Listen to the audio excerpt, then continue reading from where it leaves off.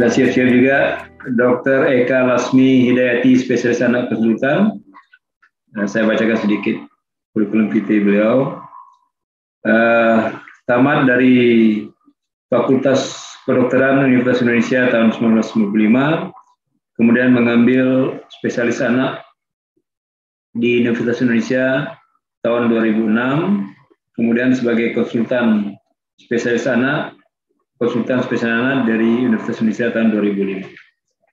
Sekarang adalah sebagai dosen di Departemen Kesehatan Anak Fakultas Kedokteran Universitas Indonesia, juga sebagai staf divisi nefrologi ilmu kesehatan anak Rumah Sakit Cipto Mangunkusumo, yang malam ini akan Dr. Eka membawakan judul, ya, beliau juga adalah pengurus pusat Ikatan Dokter Anak Indonesia, PPIDAI. Selamat malam Dr. Eka, beliau akan menyampaikan judul yaitu himbauan IDAI pada kasus gagal ginjal akut pada anak progresif atipikal.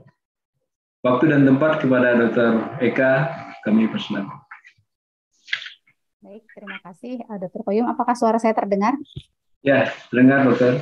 Baik. Assalamualaikum warahmatullahi wabarakatuh. Salam.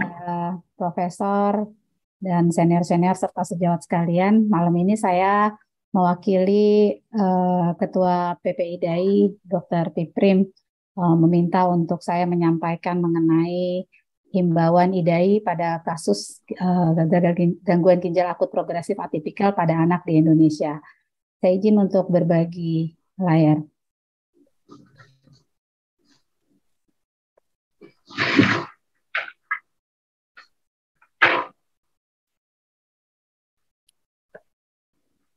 Ya, jadi langsung saja pada surat himbauan saya akan menyampaikan dahulu, kemudian saya akan menyampaikan latar belakangnya mengapa kami harus melakukan hal ini. Jadi Ikatan IDAI menyikapi perkembangan situasi berupa hasil investigasi Kemkes dan BPOM terkait penyebab gangguan ginjal akut atipikal progresif, dan kemudian juga memperhatikan perkembangan bahwa kasus gagal ginjal akut meningkat secara cepat. Dengan demikian, maka IDAI menghimbau untuk tenaga kesehatan dan rumah sakit untuk sementara tidak melakukan peresepan obat sirup yang diduga terkontaminasi etilen glikol atau dietilen glikol. Tentu ini kita ketahuinya sesuai dengan hasil investigasi Kemkes dan BPOM.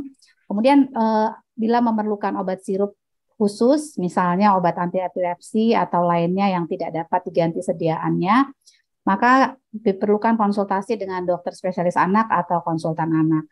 Dan kemudian jika diperlukan, tenaga kesehatan dapat meresepkan obat pengganti yang tidak terdapat dalam daftar dugaan obat terkontaminasi atau dengan jenis sediaan lain seperti supositoria atau dengan obat puyer monoterapi.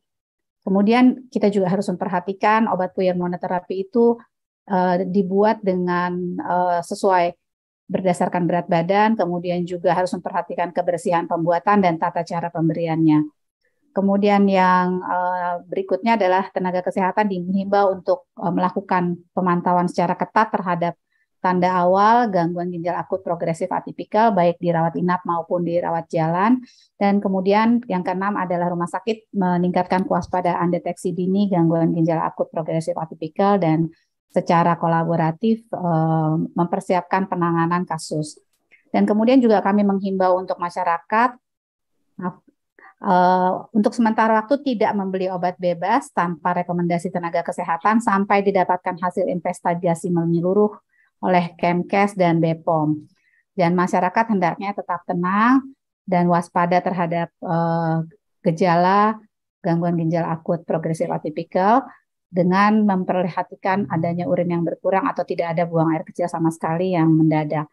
Dan tetap mengurangi aktivitas anak-anak, khususnya balita yang dapat memaparkan pada infeksi.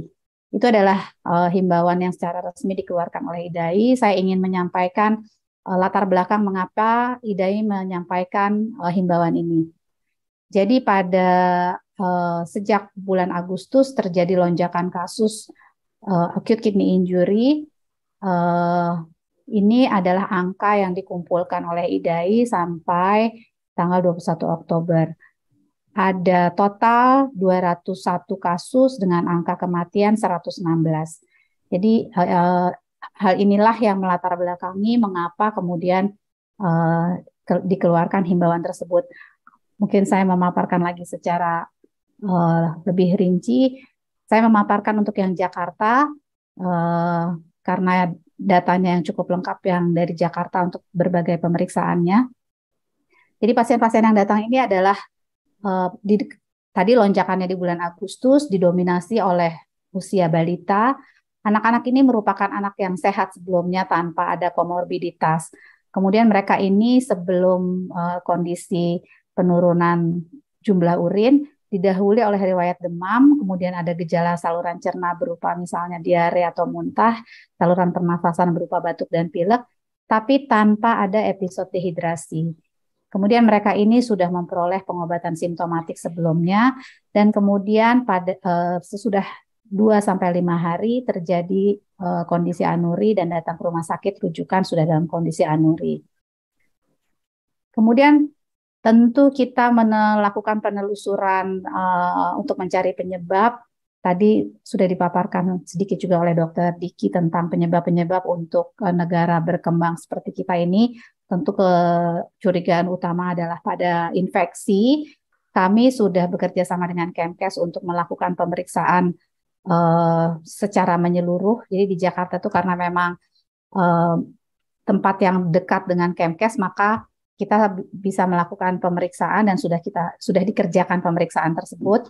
Tetap selalu berkoordinasi dengan IDAI dan dengan pemeriksaan yang sudah sangat detail dengan metode metagenomik tidak didapatkan virus maupun bakteri yang spesifik dan yang serupa gitu. Jadi yang didapatkan adalah bakteri-bakteri virus yang berbeda-beda, yaitu yang positif adalah E. coli hanya pada 2 kasus, enterovirus hanya 2 kasus, dan HSV hanya 1 kasus. Tapi memang ini data pada waktu pasien di Jakarta itu baru 30 dan sampai saat ini pasiennya sudah mencapai 49. Kemudian juga pasien tidak didapatkan adanya virus-virus atau bakteri yang seringkali sudah diketahui menyebabkan AKI yang berat, yaitu misalnya hantavirus, leptospirosis, rickettsia, dan dengue.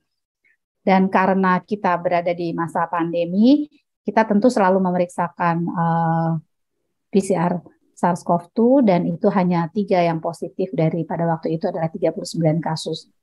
Tetapi kita melihat bahwa anak-anak ini memiliki antibodi yang positif meskipun mereka ini tidak pernah didiagnosis COVID, orang tuanya menyatakan tidak pernah terinfeksi COVID, dan anak-anak ini adalah merupakan balita yang belum diimunisasi, jadi sebetulnya belum terbentuk antibodi dari vaksin mestinya. Kemudian temuan lain adalah tentu peningkatan ureum kreatinin karena memang ini sesuai dengan diagnosis AKI. Kemudian ada peningkatan asidosis. Ada asidosis metabolik dengan peningkatan anion gap, kemudian juga marker-marker inflamasi yang meningkat, terutama yang kita lihat konsisten sekali adalah peningkatan D-dimer, namun dengan fibrinogen yang normal dan PT-APTT juga normal. Kemudian juga terlihat ada keterlibatan organ lain dengan kita melihat ada peningkatan enzim transaminase di hati dan jantung. Juga kita lakukan penelusuran dengan USG ginjal, kita mencari apakah anak-anak ini memiliki kelainan kongenital anatomis ginjal, ternyata bentuk dan ukurannya normal, tidak ada juga sumbatan akibat dari mekanik dari luar ginjal, misalnya tumor yang menekan ke ginjal, itu juga semuanya tidak ada. Kemudian juga pada CT scan dan MRI, anak-anak ini pada perjalanannya menjadi penurunan kesadaran, tetapi CT scan dan MRI-nya itu normal. Ini tadi adalah resumenya bahwa virus dan bakteri tidak ada. Kami juga kemudian melakukan biopsi ginjal pada 4 orang pasien dan hasilnya adalah tubular injury yang luas, tidak didapatkan kelainan yang bermakna pada glomerulusnya. Nah, kemudian kita menelusuri kepustakaan dan memang yang keluar adalah sesuai dengan MISC. Ini definisi MISC-nya sehingga sepertinya memang cocok karena ada terjadi inflamasi di berbagai organ dan munculnya pada anak-anak yang sesudah terpapar dengan COVID. Meskipun COVID-nya pada anak-anak ini tidak berat, tetapi terbukti dengan adanya antibodi yang positif.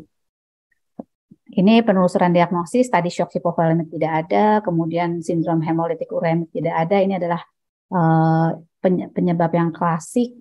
Kemudian GNA juga post infeksi tidak ada, maka kita kecurigaannya adalah ke MISC tadi yang sudah kita telusuri kepustakaannya.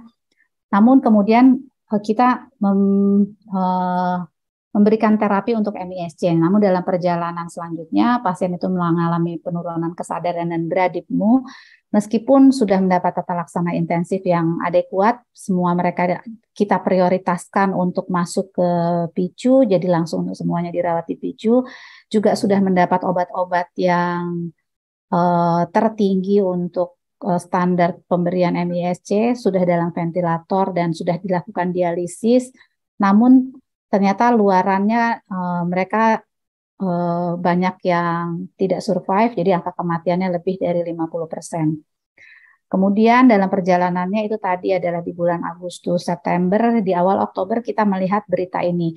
Memang ketika kita browsing ilmiah, berita ini tidak keluar karena memang ini bukan di laporan ilmiah tetapi di laporan umum itu. Kemudian kita mengetahui bahwa ada kondisi seperti ini. Ada kematian akibat AKI yang kemudian dihubungkan dengan obat di Gambia.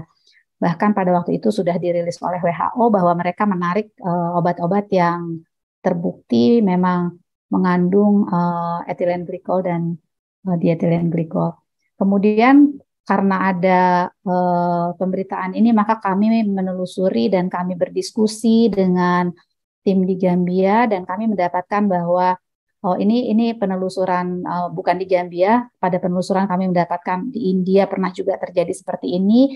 Dari bacaan kami ini ternyata profil pasiennya betul-betul serupa dengan pasien yang kami hadapi. Dan kemudian kami akhirnya mencari kontak ke Gambia untuk berdiskusi juga dengan tim dokter yang menangani pasien-pasien di Gambia. Dan kami mendapatkan bahwa ternyata karakteristik pasien di Gambia itu juga serupa sekali dengan pasien-pasien kami.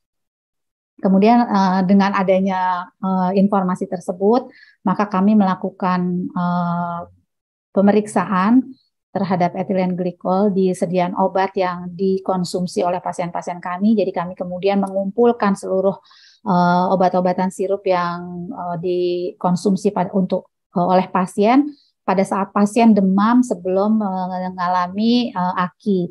Dan obat-obat tersebut kemudian kami kirim pada waktu pertama ini kami kirim ke puslapor bersama dengan sediaan darah dan beberapa sediaan urin. Tidak semua pasien dapat kami kirimkan urinnya karena memang masih ada yang anuri. Kemudian dan ternyata memang positif terdeteksi pada sediaan obat, darah, dan urin pasien adanya etilen glikol dan dietilen glikol. Kemudian kami berkoordinasi dengan Kemkes, kami selalu berkoordinasi dengan Kemkes. Kemkes sudah mengeluarkan surat Kepmenkes mengenai AKI ini untuk disebarluaskan ke seluruh Indonesia dan untuk mendapatkan laporan yang lebih akurat harian dengan definisi kasus sebagai berikut, yaitu kasus suspek adalah anak usia 0 sampai 18 tahun, namun mayoritasnya adalah balita dengan gejala anuria atau oliguria yang terjadi secara tiba-tiba. Memang ini kasus suspek kami sengaja untuk diluaskan tanpa ada tambahan apa-apa untuk kemudian dikonfirmasi dengan pemeriksaan laboratorium dan riwayat penyakit yang lebih detail, yaitu bahwa anak-anak ini tidak ada kelainan ginjal sebelumnya atau bukan merupakan pasien penyakit ginjal kronik, kemudian disertai atau bisa juga tanpa disertai gejala prodromal yang jelas berupa demam, diare, muntah, atau batuk pilek. Kemudian juga dengan peningkatan ureum kreatinin dan pada USG didapatkan bentuk dan ukuran ginjal yang normal. Maka itu masuk dalam kasus probable. Demikian uraian dari saya mengapa kemudian IDAI mengeluarkan himbauan tersebut atas dasar adanya kondisi yang telah saya paparkan ini. Terima kasih, semoga bermanfaat. Assalamualaikum warahmatullahi wabarakatuh. Waalaikumsalam warahmatullahi wabarakatuh. Terima kasih Dr. Eka Lasmi Hidayati, spesialis anak konsultan. Pemaparannya nampaknya tadi ada beberapa hal penting di sana, yaitu diantaranya bahwasanya tidak ada virus atau bakteri yang khusus, artinya berbeda-beda pada kasus pasien ini. Kemudian dihubungkan dengan kasus di Gambia, yaitu penemuan etilen glikol pada kasus tersebut, dan juga pada pasien ditemukan pada sediaan obat darah